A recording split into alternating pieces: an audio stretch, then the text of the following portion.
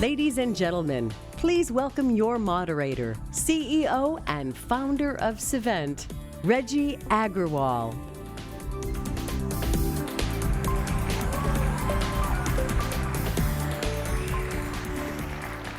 Good afternoon, everyone. My name is Reggie Agrawal, and I'm the CEO and founder of Cvent. Just kidding, Cvent. I forget the voice of God there. Okay. Can we go back? So, it's great to be here at GBTA. Last year, some of you may recall that I was here on center stage, and I shared with you my personal journey and the 5 lessons that I learned in growing Cvent from a 2-person startup to a 4,000-person global technology company. That's why I was super excited to be invited back to lead a discussion on something that's very near and dear to my heart: innovation and entrepreneurship. As many of you know, our industry has been a hotbed of innovation. Early technology pioneers like Expedia or Priceline, and now companies like Airbnb and Uber, have all created a new paradigm based on innovation and disruption. But the question for today, for companies of all sizes, is how do you become an innovator, or your organization? I know some of you might be saying, well, why should we care about being an innovative company? Well, to be clear, it's literally, in my view, a matter of survival. You have to be innovative, not just to grow your company, but now just to avoid being disrupted. When I founded Cvent, it was just a simple idea, but through a combination of passion and innovation, we've been able to keep the momentum for the last 20 years. And now today, I want to continue that same discussion. But this time, we're going to talk about how you and your organization can think about innovation. So let's start first with looking at an approach to innovation. At Cvent, we actually have a pretty formulaic way that we use to identify and scale innovation. We call it the PAIN framework. That's right, PAIN. I know it's not a great branding here, but it has 4 parts. Number 1, find a pain point and create the aspirin. Find the pain point and simply create the aspirin. That's what we call the idea. Now that you have found a pain point, you have to do number 2, which is determine how many people have that pain. How many people have that pain? Well, that's the size of your market. Venture capitalists call it TAM, or the total addressable market. Number 3, how many people are willing to pay you to solve that pain? And that is what we call the revenue model. And finally, number 4, how are you solving that pain differently than everyone else?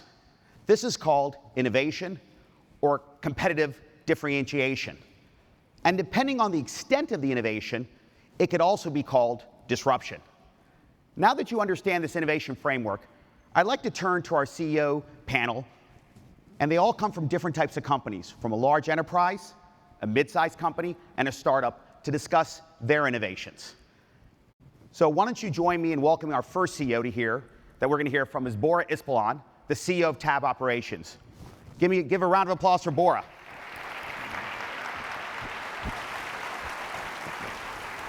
Thank you. Great introduction, Reggie. Thanks a lot. Today, I'll be talking more about Launch Me, a new startup that we established like a couple of months ago. And I know that most of you guys sitting in this room are frequent flyers. And most of you are able to get into lounges. But I have a question to you. Please raise your hands. How many of you have purchased any lounge access, airport, airline, a common use lounge, with your earned airline miles? Okay, I will come back to that because I believe that's very important. I mean, the slide that pops up shows that aviation has been going its golden age. 4 billion transactions happened in last year, and it's going to be expected to be 8 in less 10 years. Aviation and travel is going through its golden age. On the other hand, all of us in this room focus on one common objective, one common goal: customer satisfaction, by creating the ultimate passenger experience. In terms of experience, lounges are great locations to create. That's the reason why airlines, airports, lounge developers, they have been spending millions of dollars in each year to develop the best lounge in terms of best design, best F&B, best tech-savvy features. So LaunchMe as a product is a kind of matching platform between these two trending topics. So it's a quick video, but I will keep talking on this video. LaunchMe is very easy to download from Google Play or App Store in a matter of seconds. You can create your profile in less than a minute. You can use any kind of payment method, and basically you can get into any lounge, more than 600 lounges globally, with just create a QR code in less than 3-4 steps. However, we also add a lot of features, cool stuff into it, because we know that we have to also focus on the millennials, who is going to be the future frequent flyers. In the meantime, when we discussed internally, we came up with one question: what value through LaunchMe we can create for the legacy stakeholders in our industry, which is airlines, TMCs, OTAs, or hotels, different loyalty platforms, or airports applications. And we came up with one quick solution. So with the white label version of LaunchMe, by just integrating into any of existing mobile application of any airline, any TMC, any OTA, you can not only create the customer satisfaction, but also you can create financial ancillary return to your organization. So if you're an airline, you can basically put LaunchMe white label version into your existing application, and you can promote any lounge by using earned miles. Or you can promote to your economy class passengers lounge access as well, which will bring you financial return and also customer satisfaction. Same approach can be applied to any stakeholder, different loyalty programs, different hotels, different applications, or TMCs. TMCs, by basically with the web version of LaunchMe, can also enrich product offer by offering lounge access as well. So in a nutshell, what's our aim? Our aim is simple. We want to add more lounges into LaunchMe network, which is 600. It's going to be 1,000 very soon, and would like to be the leading mobile application in lounge industry. Thank you very much for listening to me.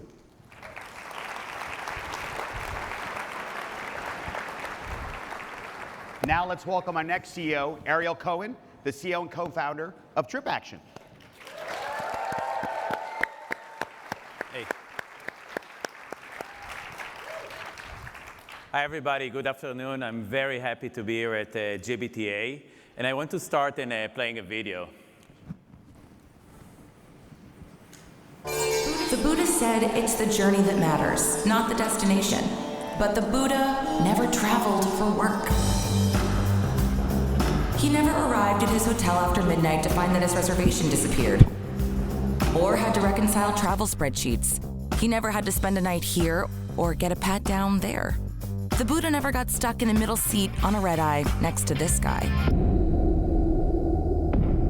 No wonder he was enlightened.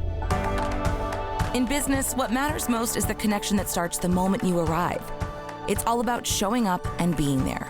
Being there so you can read the room and pivot as soon as your client sneaks a look at his phone. Being there because you know that business trips are about everything other than the meeting. They're about chemistry and eye rolls and happy hours. Humans use 18 different smiles, but only one reflects true happiness. And no matter how hard you squint, you'll never be able to see that smile through your earbuds. With TripActions, you'll see it live and in person. We'll help you get there, and we've got your back when something goes wrong. TripActions is here to move people and ideas and businesses forward, to bring everyone closer together. That's the business we're in, the being there business, the handshake business, the sidebar after the dinner, after the meeting business, the chat over coffee that changes everything business. So let's go take the dread out of work travel and put some humanity back in business. Let's go make business travel so effortless and easy that it's no longer a pain, but a perk. Let's go celebrate what happens when yin meets yang, when the left brains grab drinks with the right brains. Let's go get the circles and the squares in the same room at the same time so they can work their magic. TripActions, let's go.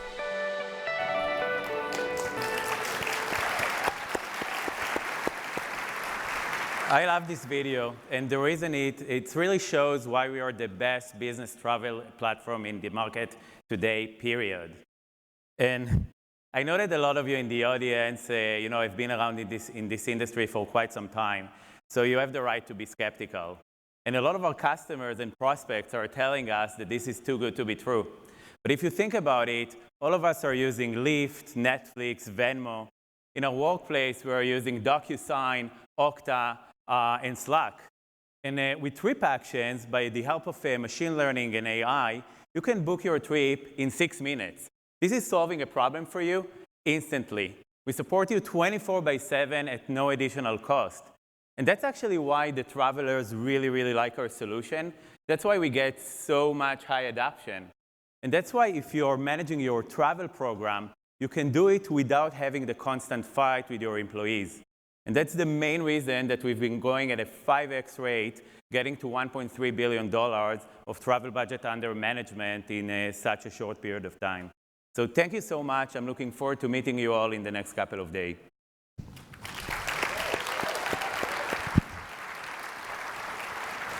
Let's meet our last finalist in our panel, Mickey Meyer-Clausen, the CEO of TimeShifter. Mickey?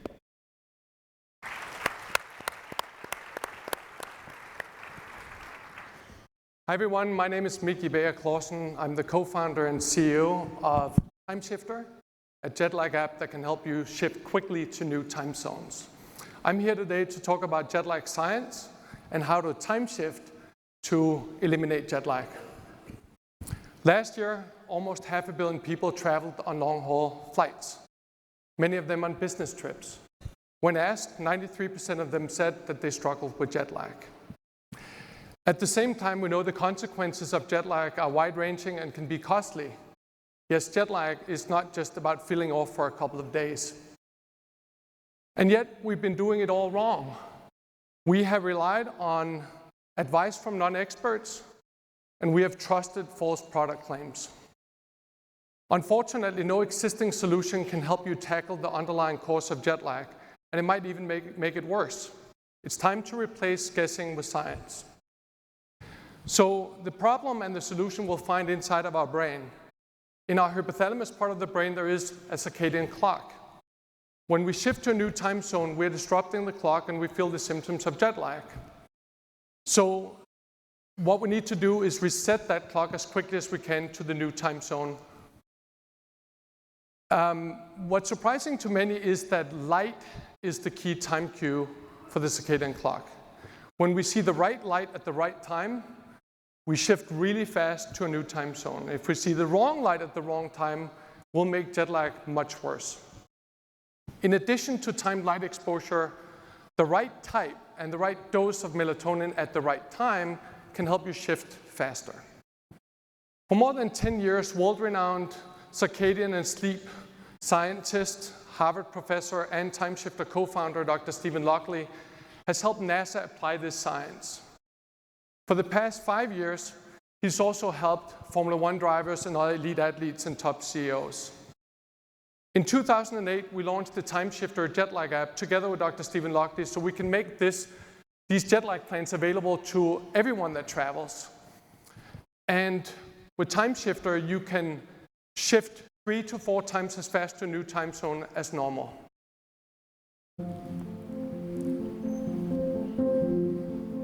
That's why I was thrilled to see that TimeShifter was now taking that plan that I was used to as an astronaut, where a lot of these smart people like Smith put it together for me. I don't know how I'm going to begin to do that. It's not as easy as you think, but it's great to have this app now that I've used the past few months when I use it to travel here, and it's absolutely fantastic. It gives you that plan so that you're ready to go when you arrive.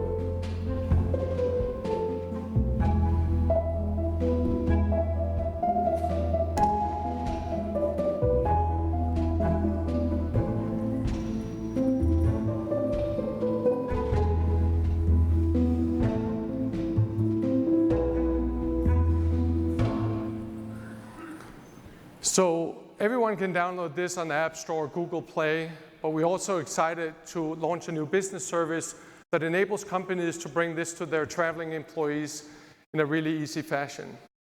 And with that, some inspirational and educational tools and some monthly reporting so you can see how many of the employees are benefiting from it and eliminating their jet lag faster. Thank you.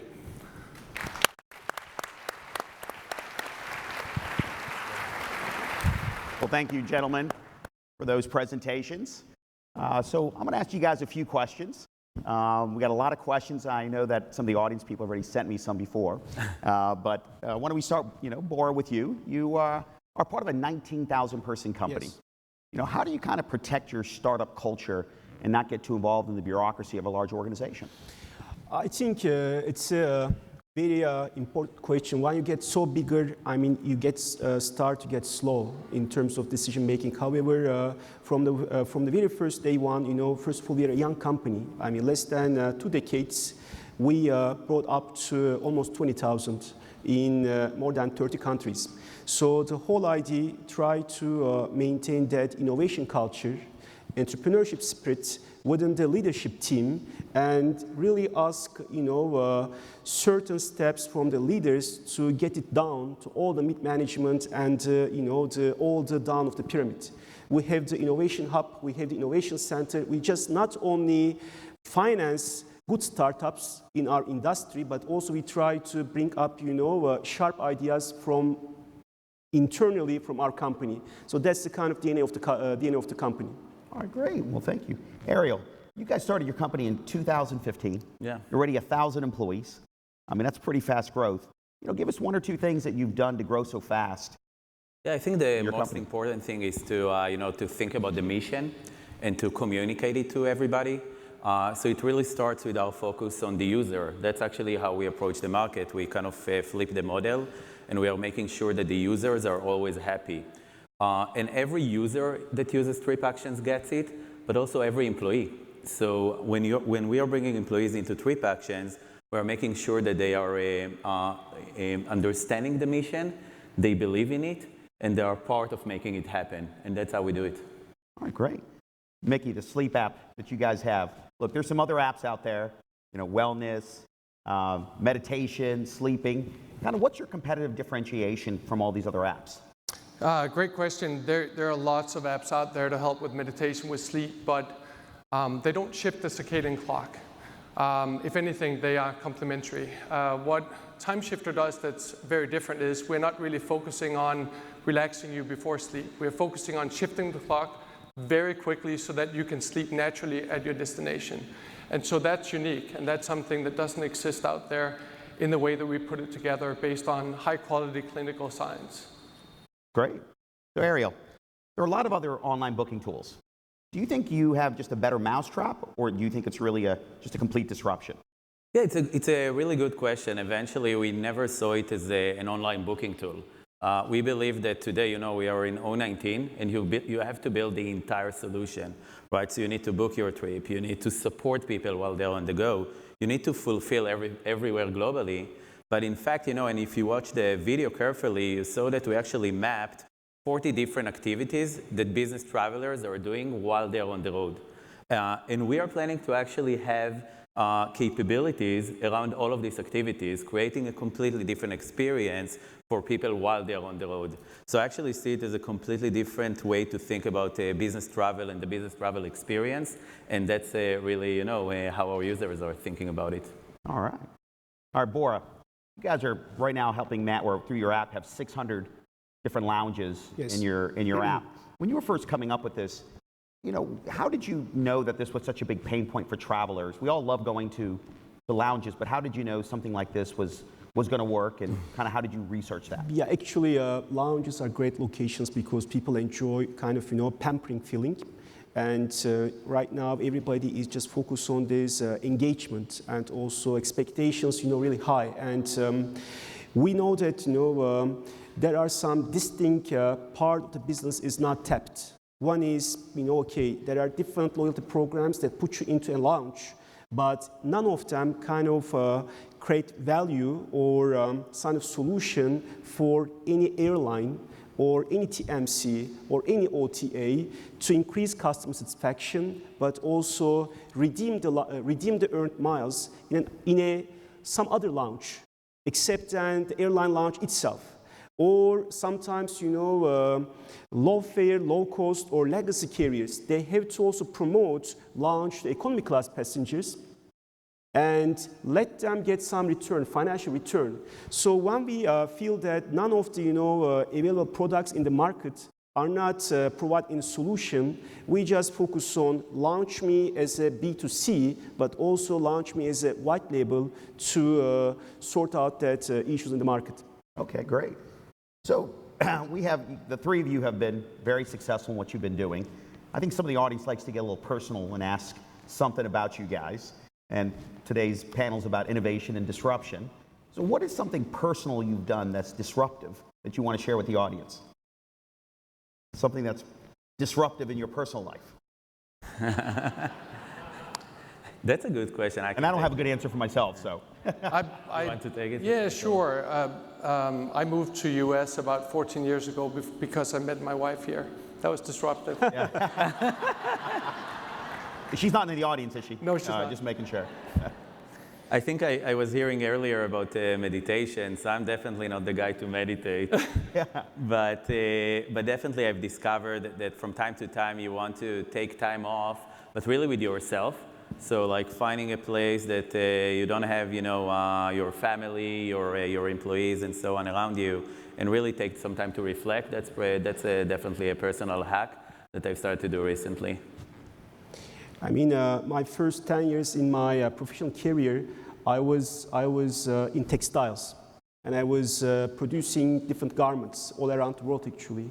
In last second 10 years, I'm in aviation, travel, quite to be happy to be here. So I think my disruptive part is being curious and try to challenge, any status quo with hard working and try to, learn from different people, different cultures, and different technologies. Okay, that's great. All right, so let's get back to your businesses now. So you guys are, again, growing your businesses fast, have some really innovative ideas. Tell the audience kind of two things that you think that you've done at your company to create an innovative culture that allows disruption or encourages that.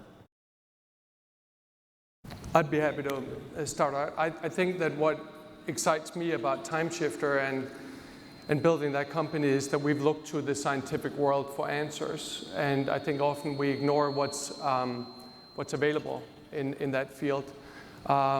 Jet lag is such a pervasive problem that everyone that travels multiple time zones has, and right there is science that concludes that the way to shift it is using light, not fasting, not food, not exercise, not staying hydrated, not just having a good mattress and a comfortable pillow. So I think we all could benefit and create more disruptive companies and solutions by looking to the scientific world. All right. Yeah, our goal is to become the default for business travel. And to do that, you need to innovate a lot. So you need to look at every step in business travel and examine it and ask why this thing is done in this way. So our employees and our culture is like that. Our employees are coming from a culture of let's question everything. And if it makes sense, great. And if not, it's not. And that's what we've been doing. Our employees, I don't think we need to encourage them to think differently and to innovate. That's what they are doing, and they're always placing the user and every user. When we are saying user, it's the traveler, but it's the EA, and it's the accountant, and it's the CFO. Every user that is using the system is getting something new and very innovative in front of them. It might be a cliche saying that, you have to learn from your employees and you have to learn from your customers and you have to learn from your stakeholders. But I think if you put a really effective mechanism to get it run and to get it working, that's the way to find, really cutting edge products that's tapping the long tail of our industry and business. So that's the kind of, spirit and soul and heart that we try to maintain our organization. All right, great. Well, we're running out of time. I have one last question. If we can keep the answers to like 20 or 30 seconds. So 5 years from now, do you think everyone here will be calling you and your organization a disruptor? Yes. No, I think the exciting thing is that there are many, many opportunities to create a more seamless travel experience with the science that we apply. Whether it's the lounge experience, the in-flight experience, and of course before and after the flight itself. And whether it's personalized lighting in hotel rooms, whether it's lounges that take into consideration the lighting, the in-flight entertainment system. It's going to have to be more seamless, and I think that in 5 years from now, we're seeing that this is a natural part of the travel experience. Actually, it's similar. I think that 5 years from now, everybody will use the trip actions. I think this will be the default. And I like mean the it. confidence. Yeah. Look at that. It will be the default, and I think people will look at the past and will not understand how, how they didn't think about, managing travel in that way earlier. I think yes. Why? Because we are so open to invite all the stakeholders to be part of the Launch Me program. So it's not just physical lounges all around the globe, but we are so candid and genuine to share all the revenue, all the value that we can generate out of Launch with the airlines, with the TMCs, with the OTAs, with different loyalty program members. So I think that's going to make Launch Me quite different in the competition. Of course, AI, machine learning is all backing up the program itself too. Well, great. Well, gentlemen, thank you so much for joining our panel and telling us about your businesses. They all sound fantastic, and I wish you the best of luck. But before you guys leave, we're going to do something real quick. You rarely get in front of 4,000 or 5,000 of your potential customers. So we're going to take a little poll. So I'd like everyone to do me a favor and take out your phone or whatever smart device you have. Please take that out, and we're going to take a little poll. If you go and open up the GBT app, and when you open it up, it will immediately show this session. It should. And you should see a green button that says polling or something like that. So just take the poll. We have one simple question. Which organization is the most disruptive? Let's see what you guys think.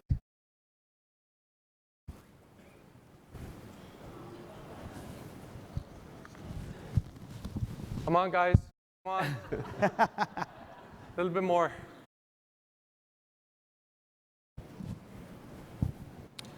Come on, let's take that poll. Just another few seconds. Well, it looks like trip actions. All right. Ariel, congratulations. You get a dinner with Scott Celebrino as a prize. But again, thank you guys so much for coming here.